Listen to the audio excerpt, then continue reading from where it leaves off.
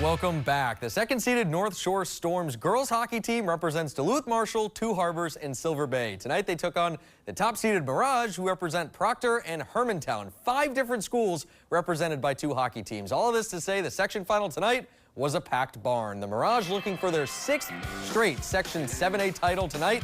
And it didn't take long for them to find twine. Sophomore Ella Copps with that twisted wrister to quickly put the Mirage up 1-0. Now to a Storm power play. This point shot knocked down in front. And who else but the captain, Berkeley Hoff, who scoops in that rebound to tie us up at 1. But that tie only lasted 25 seconds. Another rebound chance, and Miley Chesley in perfect position to slam that puck home. The Mirage retake the lead.